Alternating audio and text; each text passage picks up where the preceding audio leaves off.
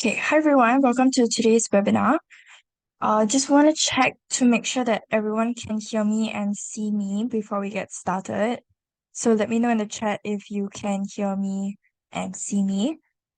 And then we'll give about 2 more minutes to let more people join our session before we get started. Um, and yeah, okay, let me just enable the chat.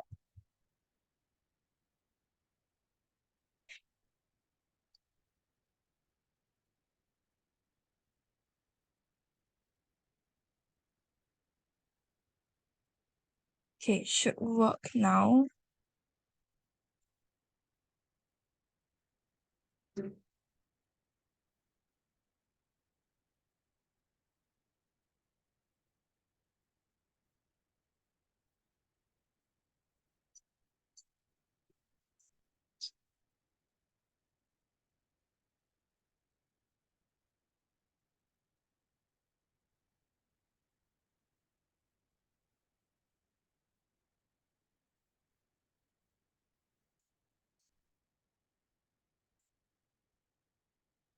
Okay, if you can hear me, let me know. I think it should be working now. I had a bit of technical difficulties earlier, but we'll give about 1 more minute to let more people join our session before we get into it. And yeah, I'll see you guys in about 1 more minute. Thanks, guys.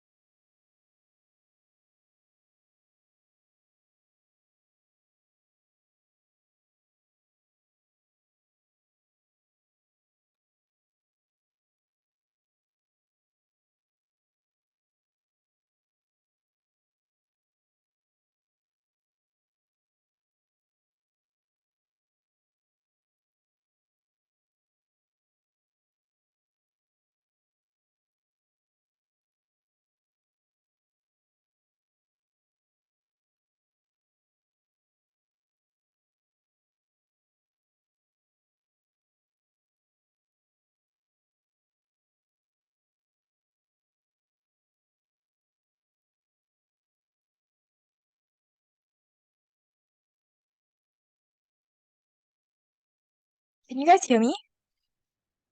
Okay, should be fine now. Okay. But yeah, possible to lose all your capital. These products may not be suitable for everyone, and you should ensure that you understand the risks involved. So, disclaimer, the information in this webinar should not be considered investment advice or an investment recommendation, but instead educational material only. This material is just the personal opinion of the authors, and the client's investment objectives and risk tolerance have not been considered. IronFX is not responsible for any loss arising from any information contained herein. Redistribution of this material is strictly prohibited.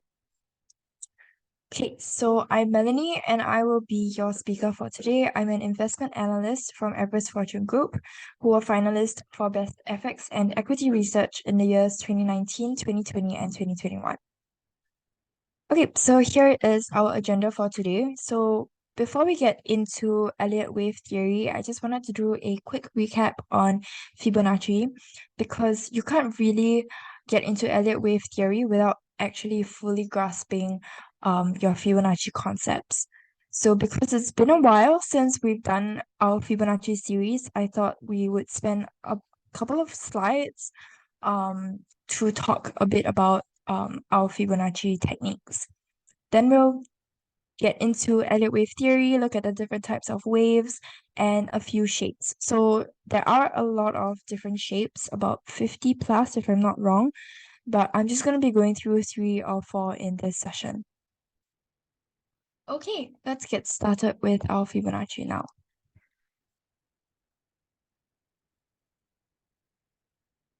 So these are the Fibonacci numbers that we typically use. So if you've been with us before, you would know that we use 4 different types of Fibonacci. We use the Fibonacci Retracement, which is the numbers that's in between, so 23.6 to 78.6.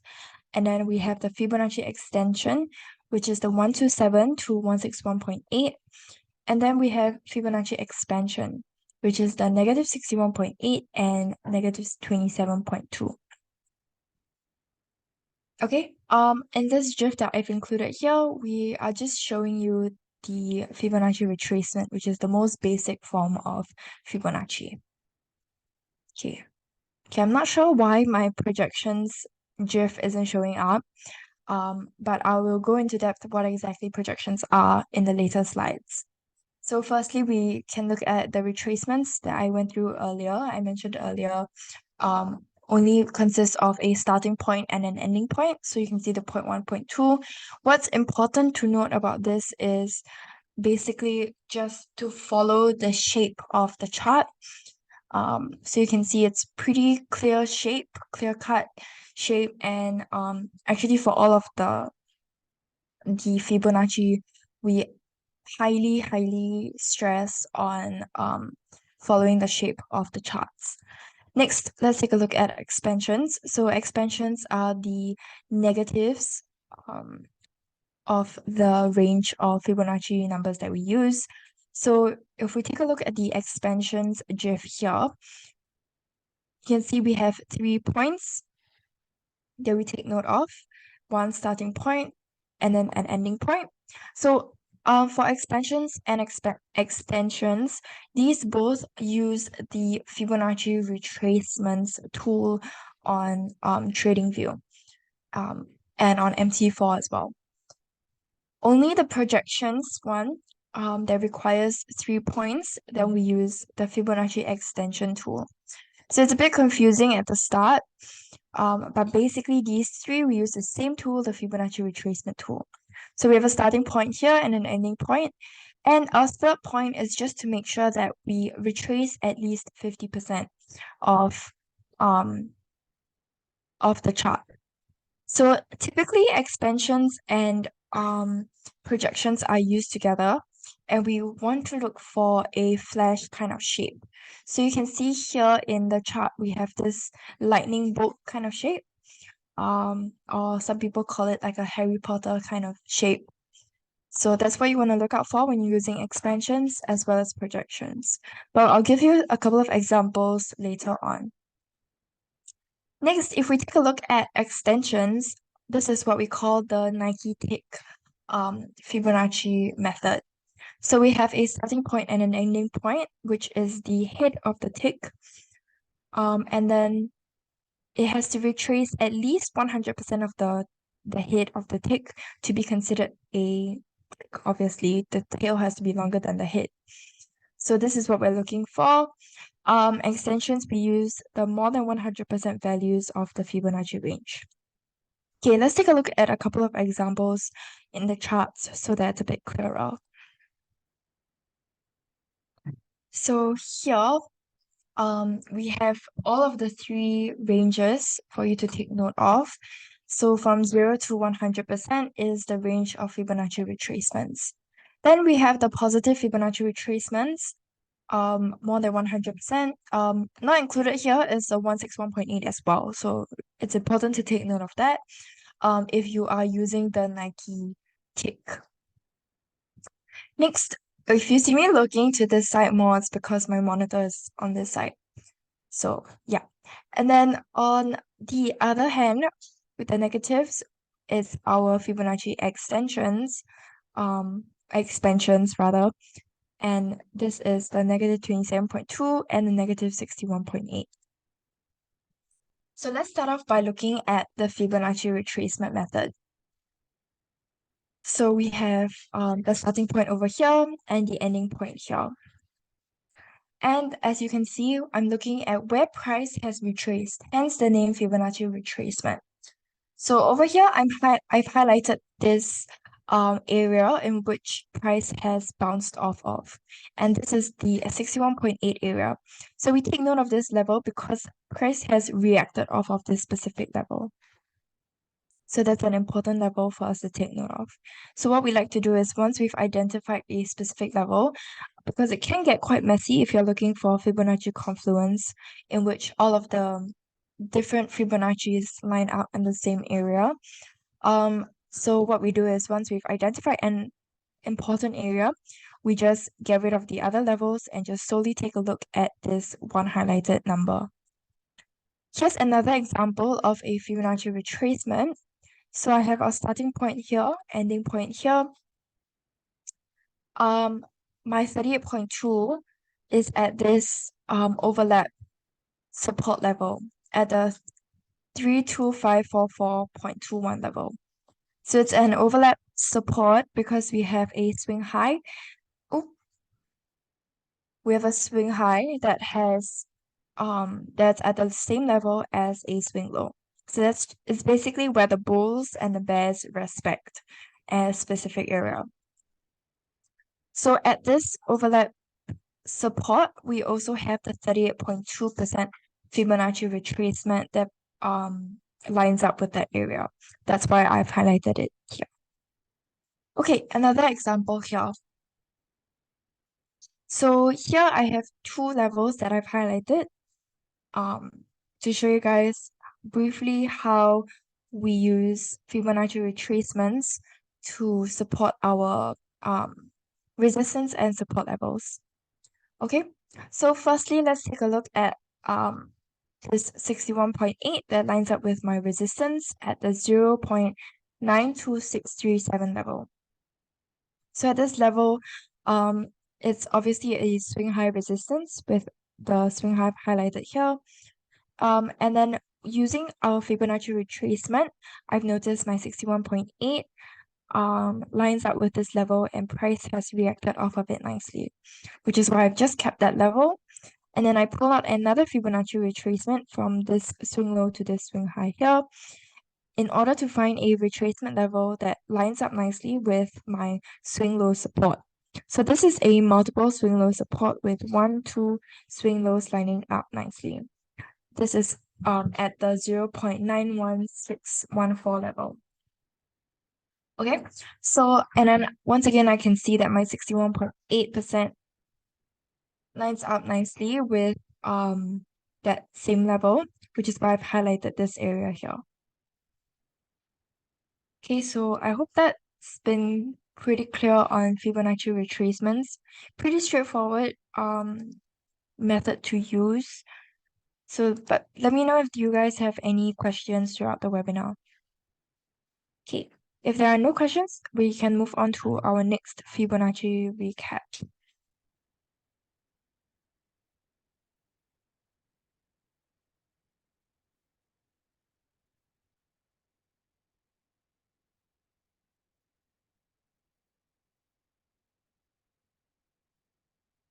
Okay. Okay, so the time frame, we typically will analyze on either the 1 hour or 4 hour time frame because the shorter time frames, like the 5-minute, 15-minute time frame, those tend to be a little bit more noisy. So we stick to the middle for 4 hours or 1 hour, depending on how clear the charts are. But it really depends on your own trading strategy. So if you are a swing trader, you might prefer a longer time frame. If you're scalping, you might prefer a shorter time frame.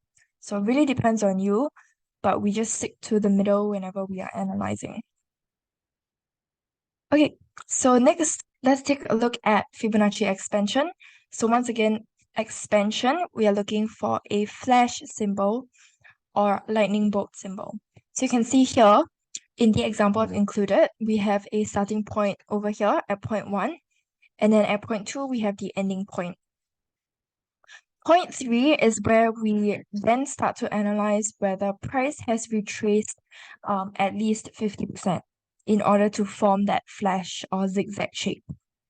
So in this example, price has retraced up to the 61.8% level. So that's how I know it's more than 50%, definitely more than 50%.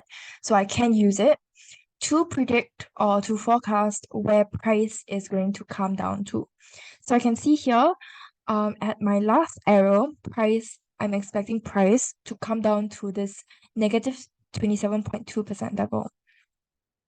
And I'm expecting price to bounce off from this level. And we've included support because it could be a possible support level.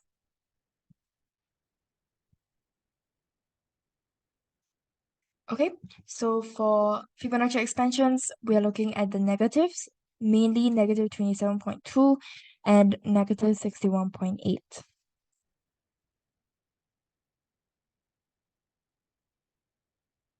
Okay, and then we can see the outcome of what we have analyzed in the previous slide. At the negative 27.2 support level, price really did bounce up nicely off of the Fibonacci retracement. Okay, and then a pro tip that we have included here is that price usually does come back to its ending point, which, as you see in the beginning, at point number 2, that's where our ending point is at.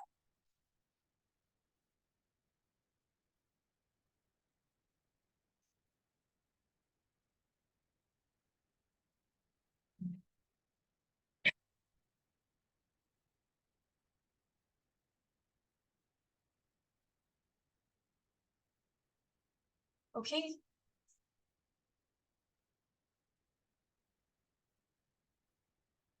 Next, we're looking at over here we're looking at the Fibonacci extension. So like I said, this is a really quick, just kind of recap before we dive into Elliott wave theory. But I just thought that in order to really understand Elliott wave theory, you really need to have your Fibonacci techniques in check. So it's been a while since we've done our Fibonacci series, so we're just gonna do a quick recap here. But if you have any questions, feel free to let me know. Okay, so next we're moving on to our Nike tick or Fibonacci extension. So the extensions we're looking at are the 127.8, I think, and the 161.8. Okay. Um, Here you can see very clearly that we have an upright Nike tick. You can see exactly the shape of the tick, but it can also possibly be upside down. I think I have examples later on to show you guys an inverted Nike tick, but it's basically the opposite of this, but upside down. So it's like the head here and then the tail is longer. So starting point here, ending point here, we always want to make sure that we're looking for this V shape. And an important point as well is that you want to make sure that it retraces fully the 100% here. So it has to fully retrace it and go beyond the 100% starting point. So you can see over here in this example, it has retraced more than 100% and it has moved up to this projected level at the 161.8% level. Okay, so it's at this 161.8% projected level that we are expecting a reversal off of this level. And you can see that's exactly what it did. So not included here is the 127% level, which would be somewhere over here. So once price has broken out the level, then you can expect price to reverse off of the 161.8.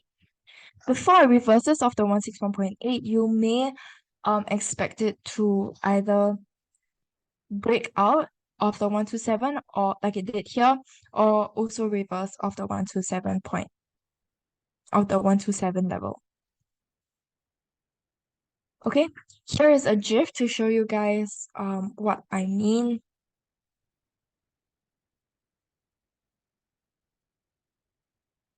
Okay, so we can see here price is currently at the 127.2% level. Okay, so if you watch closely, price did kind of test this level a bit before breaking out of it. And then once it breaks out of it, then we can expect a really nice bounce off of the 161.8 level.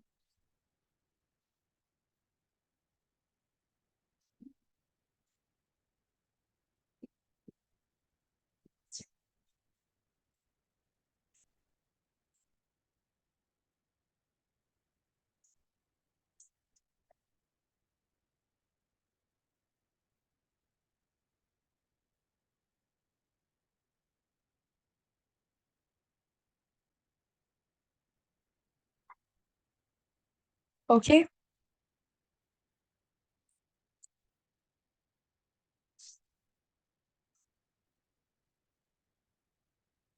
So let me know if you have any questions on the three Fibonacci methods so far.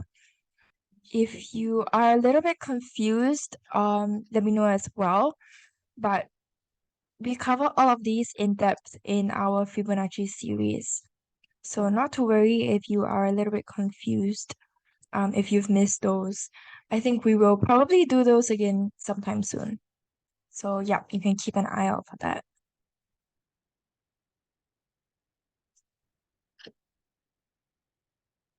Okay, let's move on. So next we're gonna be taking a look at Fibonacci projection. So we have Fibonacci projection actually uses the Fibonacci extension tool and not the Fibonacci retracement tool like the other two um that we've like the other three methods that we've looked at previously. So this is because the Fibonacci projection uses 3 points that only the Fibonacci extension tool provides. So for Fibonacci projection, we use the 61.8, 70.6, and 100%. It's mainly those three, but you can also use the 127.2, 161.8, and the 200%. Okay. Pro tip, once again, for Fibonacci projection, we are also looking for a flash or zigzag kind of shape. So very often the projection and expansion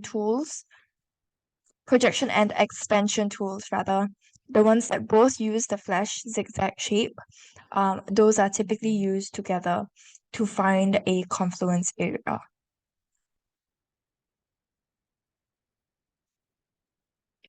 Okay, now let's take a look at a couple of examples of this.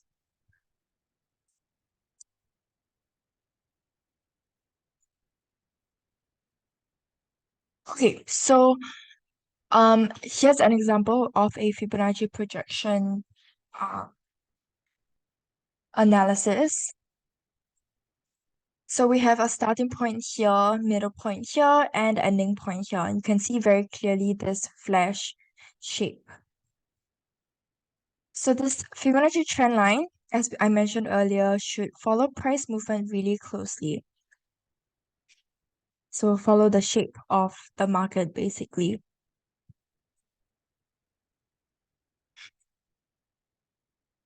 Okay, so in this other example, we have the starting point, middle point, and ending point, and we are projecting this price to bounce off of a specific level.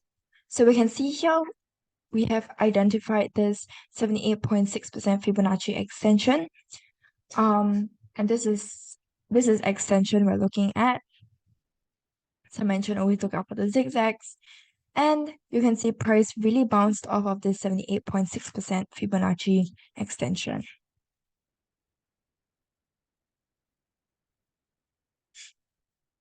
Okay, so here is the before where we are using the projection, Fibonacci projection.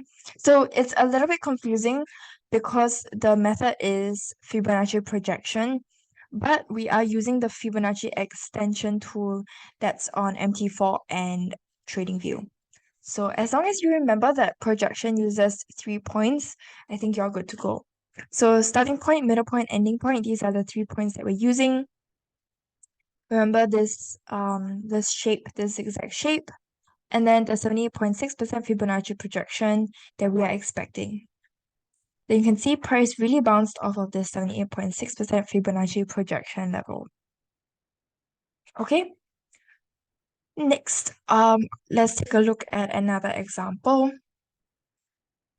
This is another kind of shape of the zigzag. It's inverted now.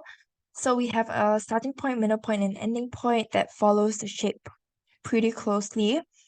And then we are projecting price to hit the 100% Fibonacci projection.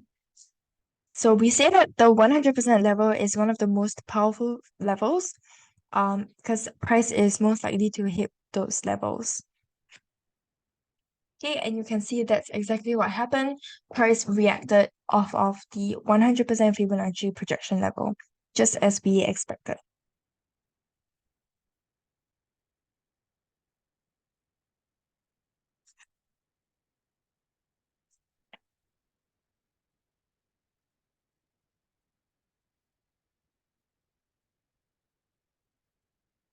Okay, okay. Now that we know how to identify um, some Fibonacci levels, let's take a look at how you know when is considered an invalid Fibonacci retracement. So when does a Fibonacci retracement become invalid? So one of the most common scenarios of this is when price makes a lower low. So if they're assuming you are drawing Fibonacci retracement from the top to the bottom of the picture. So as I showed you guys in one of the GIFs, price made a lower low from, or rather, we're drawing the Fibonacci retracement from the top to the bottom. So that's what we need. So an invalid Fibonacci retracement happens when price makes a lower low. So the lowest point or the ending point is no longer valid. So that's just basically what it means. So if there are bars on the right that break your ending point, it then becomes invalid. So there are Fibonacci retracements that are negative. So the negative 27 and negative 61.8 that we use for Fibonacci expansion. And we'll touch on these as they basically go beyond your ending point and yet they are still valid. So we already talked about those in a couple of the slides before. So here's an example of an invalid retracement. So you can see the starting point here, ending point here, as I've highlighted. And because price has broken below my initial ending point, it then becomes invalid.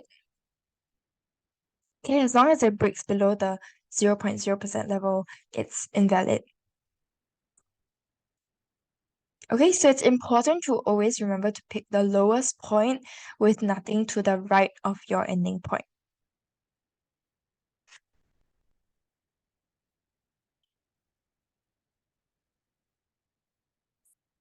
Okay, that kind of brings us to the end of our recap for the Fibonacci section. So let's get into the introduction for our Elliott wave theory now.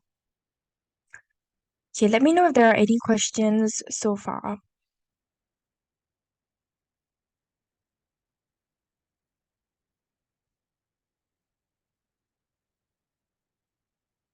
Okay, seems like we are all good. So Elliott wave theory is a really popular approach to analyzing financial markets, particularly in trading. So it's based on the idea that price moves in repetitive patterns that's driven by investor psychology. So it's developed by Ralph Nelson Elliott in the 1930s. And the theory suggests that the market movements can be divided into a series of waves that follows a specific pattern. So these waves reflect the alternating dynamics of market optimism. So those would be bullish phases and market pessimism, which would be bearish phases. So it's basically a method of analyzing cycles in the market. And by analyzing these price movements, you can then forecast future market movements.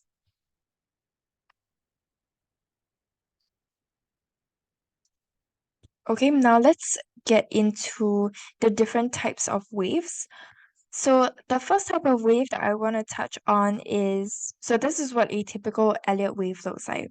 So it's pretty theoretical, so bear with me in this part. So firstly, we have the impulsive phase or um, impulsive waves, or we even call these motive waves. So many names for it, but it's basically the parts of the wave that are trending.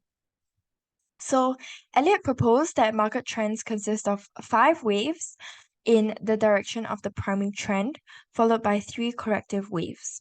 So these waves are known as impulse waves and are labeled with numbers 1, 2, 3, 4, and 5. So I have included in bullet points to show you guys, just to make it a bit clearer. So wave 1, this is the initial wave in the beginning of the trend.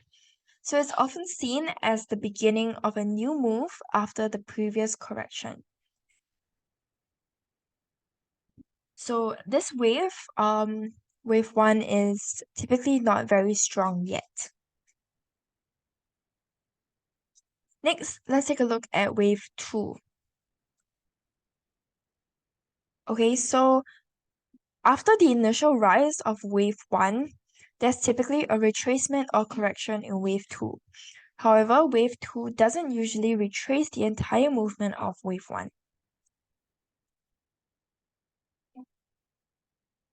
Next, wave 3. So this is often considered to be the most powerful and the extended wave in the sequence. So it tends to be the strongest move in the direction of the trend and is typically longer and more dynamic than waves 1 and 5. Okay, so this impulsive phase, I forgot to mention, we're talking about the numbered phases here in the image that I've included. Okay, next, let's take a look at wave 4. So at the number 4, following the strong move of wave 3, there's another corrective wave in wave 4. Similar to wave 2, this wave retraces part of the movement of wave 3. So this is all leading us to the final wave 5. So this is the final wave of the trend and represents the last push in the direction of the primary trend. So it's often accompanied by reduced trading volume and can show signs of exhaustion.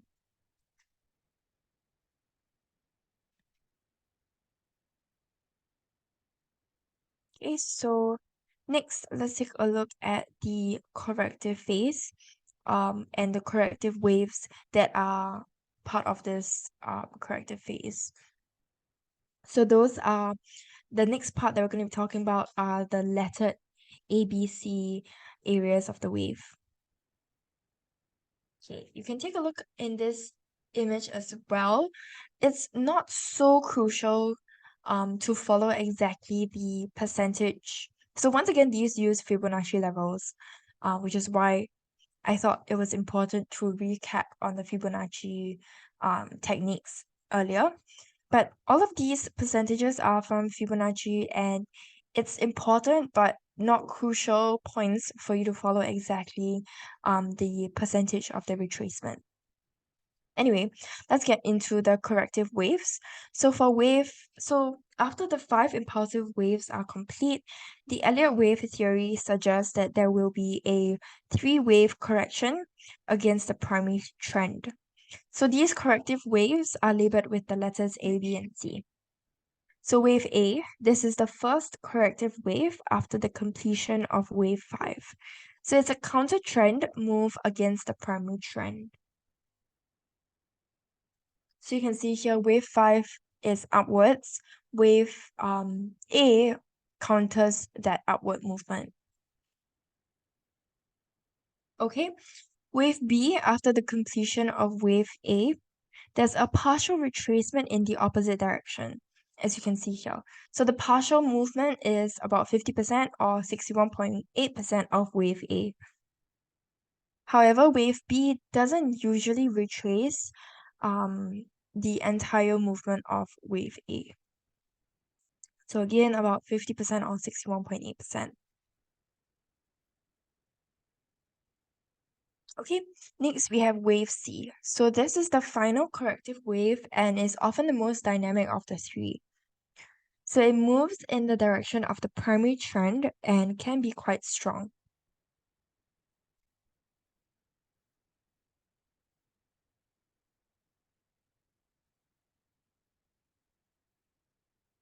Okay, so once again, the percentages are not crucial to take note of, but it's important to maybe remember some of them. But what's more important is the three main rules that I'm going to be talking about in the next slide. Okay, so here are the three main rules, and these are really important rules that you should remember. So you can ignore this wave 1, 3, 5 thing here, but three main rules that you cannot ignore. Firstly, wave 2 cannot retrace more than 100% of wave 1. Okay, next main rule is wave 3 can never be the shortest of the three impulse waves. Okay, so you can see from the image I've included here, wave 3 has to be longer than wave 1 and 2. Next, we're looking at wave 4. Sorry, I misspoke. Main rule 2, wave 3 can never be shortest of the three impulse waves. So the three impulse waves that we're talking about is 1, 3, and 5.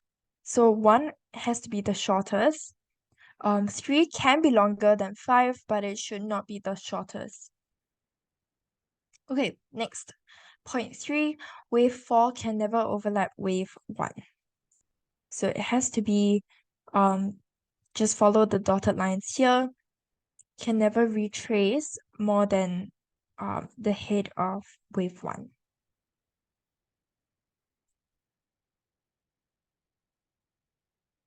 Okay, the percentage over here, the 1, 3, and 5 is not super important for you to remember. These three main rules are more important.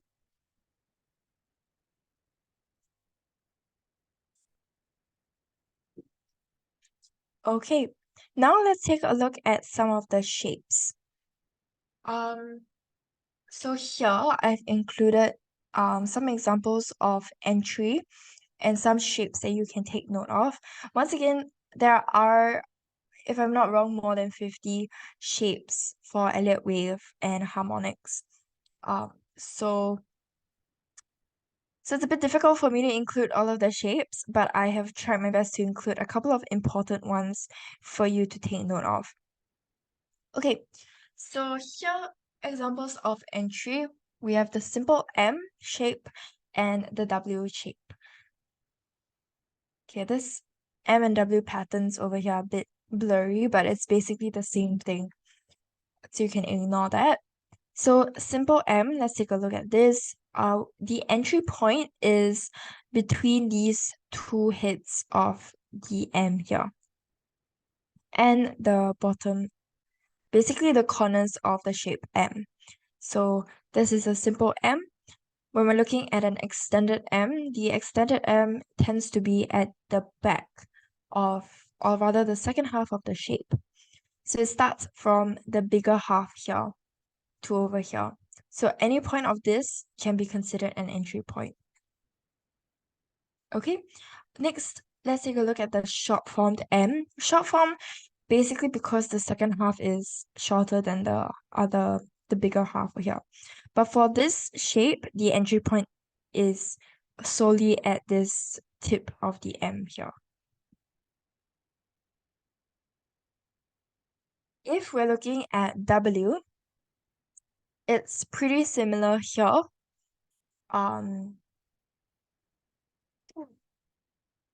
Excuse me.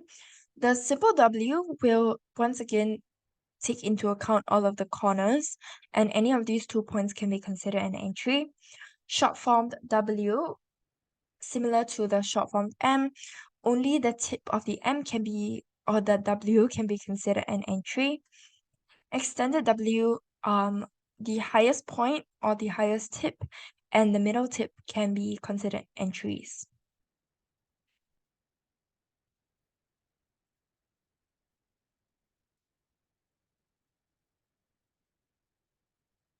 Okay.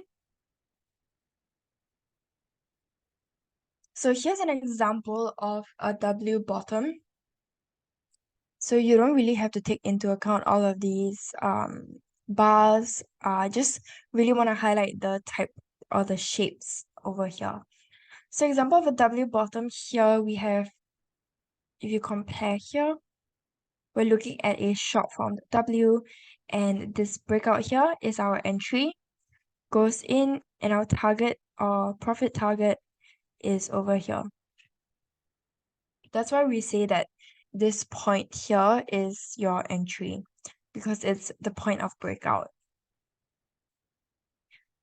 Okay, if we look at an example of M top, earlier we mentioned, if I go back, we're looking at the short form M, where entry is only here. Same thing, breakout is over here at the tip. So this is our entry, and we're going in for a sell towards our target profit over here.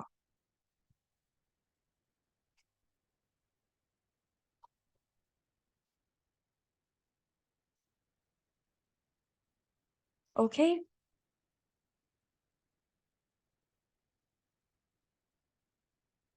Okay, if you are a bit confused with the shapes, I've included some images of them labeling the tips of the W patterns and the W patterns over here.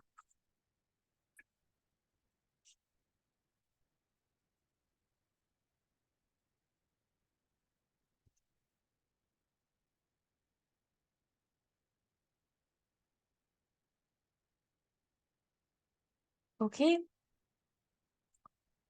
So next type of shape here, we are looking at a bullish godly and a bearish godly.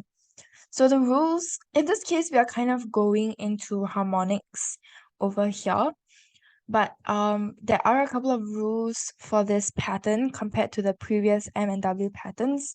So for a bullish godly, um, the AB leg, which is over here, the highlighted red leg, should retrace about 61.8% of the leg XA. So that's where your Fibonacci levels come in. Then the BC should retrace the 38.2% to about 88.6% of XA. So XA is the first line here. So we're looking at BC now.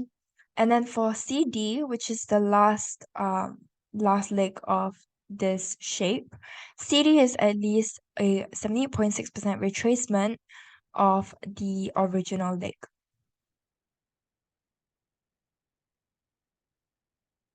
So once you have all of those rules that are in line, then you can expect to enter over here, going for buy towards perhaps the A over here or the C.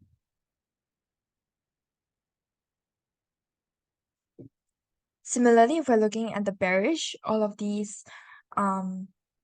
levels still stand, but instead we're going for a sell instead.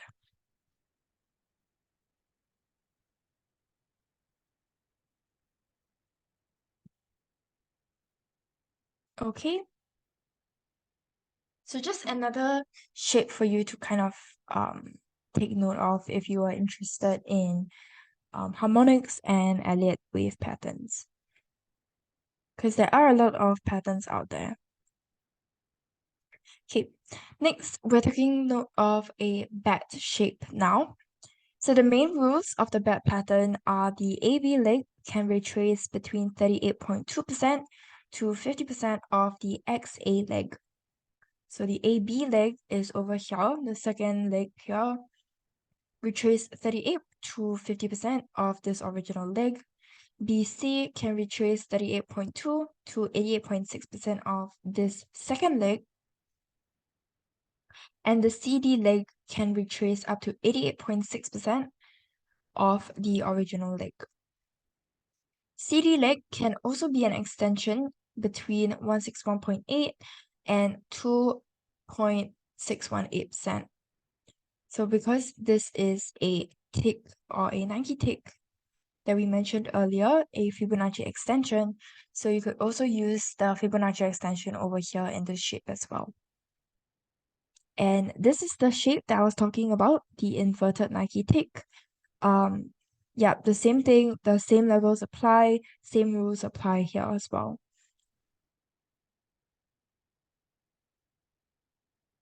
Okay, so it's bearish because we would then be going for a sell here. Bullish because we would then be going for a buy after point D.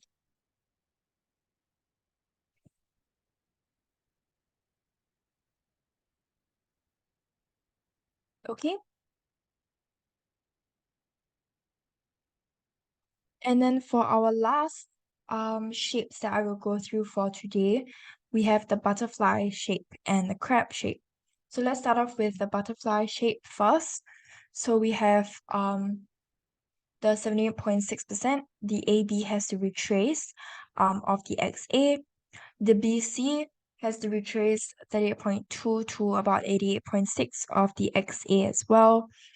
CD has to retrace 161.8 to 261.8 of BC. So once again, this is a Nike tick as well, or the Fibonacci extension.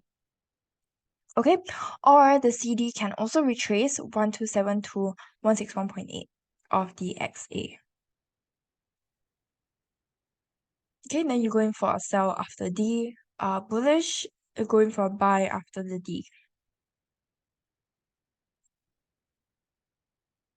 Bearish, on the other hand, we have the AB retracing 38.2 to 61.8 of XA, and BC over here 38.2 to 88.6 of XA, and CD 224 to 361.8.5 of BC here. Okay, or 161.8 of XA.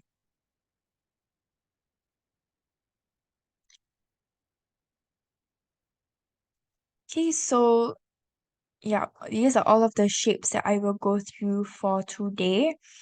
Let me know if you guys have any other questions. Like I mentioned earlier, there are a lot of shapes out there.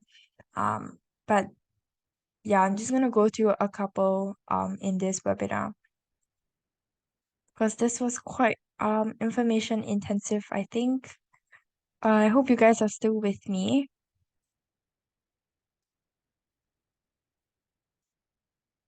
Okay, let me know if you guys have any other questions. If not, that brings us to the end of our webinar. Thank you guys so much for joining me today, and have a great rest of your week. And yeah, I'll see you guys next week. Bye, guys.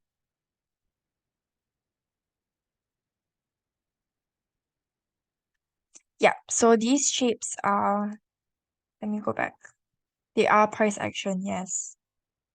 So it's kind of overlapping the price action and harmonics and Elliott wave theory as well.